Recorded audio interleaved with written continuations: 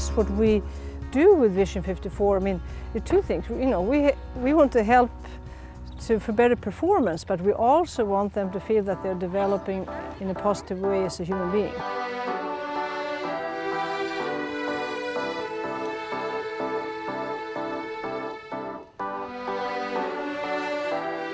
We see warm-up as that you have to warm up the whole human being.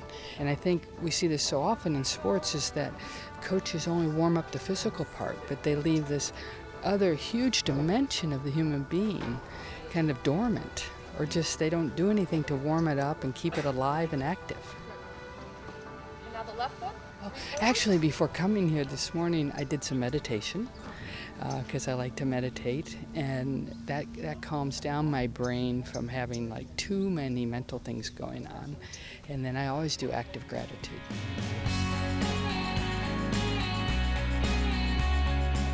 You know, the players, they need to be coached, but as coaches, we need training camps ourselves. You know, and it's very easy to think just because I'm interested in a sport or just because I've played myself in sports that automatically I become a good coach. But we know there are many other aspects, so we just like to encourage all of us that, you know, we ask players to keep improving and have goals, and we think us as coaches should do the same. So cool, Oliver. So tell me again, what was your commitment to yourself going to be here? I think I'm going to try a new play box. Just take away that try. Okay, I'm going to have a play box where I'm listening for the sound of impact when I'm hitting full shots, and then when I'm putting, I'm going to listen for the ball dropping in the hole. And I'm going to do a bit of a combo, and I'm going to pretend that the hole is Medusa. So if I look at the hole, I turn to stone. They fundamentally inspire me. They inspire me believing that pretty much anything is possible as long as you believe it is. And that's something that they've definitely taught me. And it's something that I try to pass on to my clients, and particularly the juniors that I work with. You know, it's great trying to passing on the message and keeping it alive to fundamentally, hopefully, change the way we think about golf and golf coaching. How was your play box? I'd give that a 4. Scale 1 to 5? Yeah. So what was missing from a 5? A little bit nervous of everyone watching, if I'm honest. Okay. You know, it's been a long time since I've played in front of a crowd, so that's pretty darn good though. Yeah. I'm pretty excited. When Tiger was like 4 or 5 years old, he really hit the ball much like, you know, a shrunken touring pro. I go, he's playing great, but he's only getting double bogeys and triple bogeys. So I go, well, 7 on that hole is really a par for Tiger. Yeah. So I adjusted the par based on his distance. Yeah. And so he was able to have Tiger par. So he was able to finish around and feel very empowered that he shot par or under par, even though he might have shot 90 or 85 or whatever the score was. Yeah, he felt it was, and later on I've heard him say felt it was very empowering for him.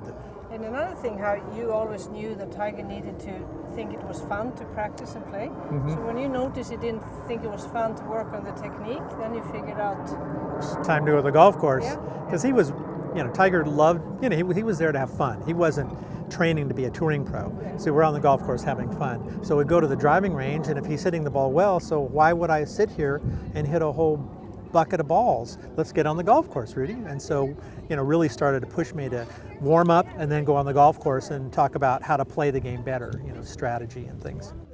You know, there's several challenges, but I'd say one of the main challenges is, and this is where growth stops and then safety isn't considered, is when there's too much emphasis on the performance and outcomes. And then this overemphasis on winning at all costs. You know, here in the U.S., I mean, we kind of live by that mantra, which is not necessarily healthy.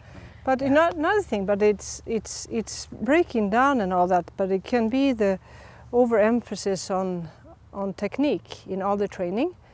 Because, you know, anytime you do something that's not working, you can always see on the video camera where the technique is breaking down. But we just want to get it a greater understanding that is the more than technique affecting the technique. Yeah. With all the science that is available today, it's easier to communicate it and get many more to understand that. Because it's not about not thinking technique is important, it is, but it's just insufficient to only look there.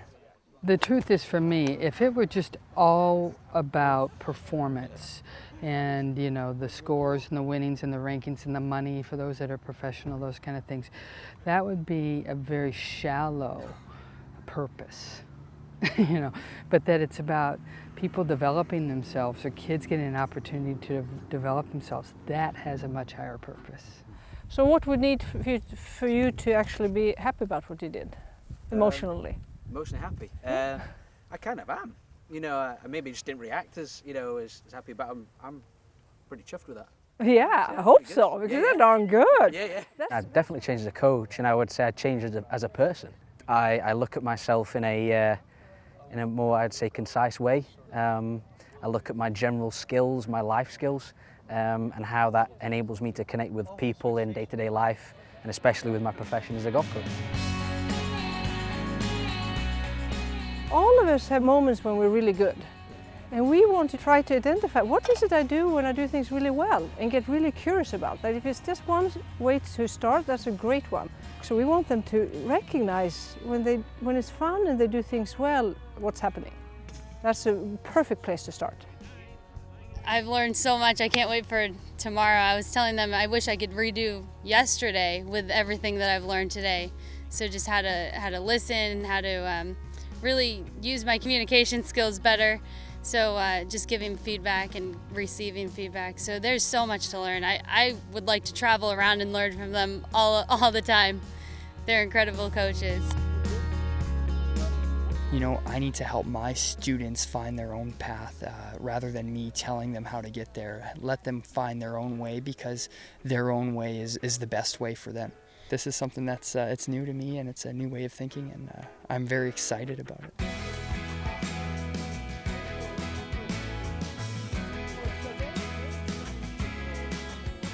Everybody's different as coaches, but I think both Lynn and I, it's something our passion. We just enjoy. There's something we haven't figured out. How can we figure it out, and how can we learn things? But then being a team of coaches, it makes it more fun and more creative. Yeah, and I think, you know, I mean, it's a great question, because I think sometimes our greatest opportunity for learning is when there's been a mistake, or, you know, maybe performance isn't what we want it to be, or what the player wants it to be, and we're like, aha, let's go figure that out. You know, when we're coaching together, P is my best feedback. What's going on there? Yeah, and I might say, like, you know, today I want to work extra much. Maybe it's on my body language or my voice or something. So then I could ask Lynn or some of the other coaches, you know, if possible, can you just see if I'm doing this that I want to do, or tell me in what situations I'm not, because otherwise, how can I know?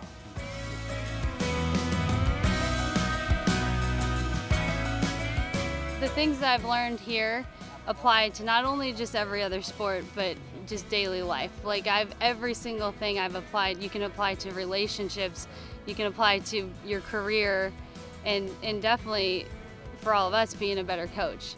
But I really am going to take all of these things and bring it into every aspect of what I do. What I was telling Lynn and Pia is that this isn't just something cool that I learned in the last couple of days. This is a lifestyle.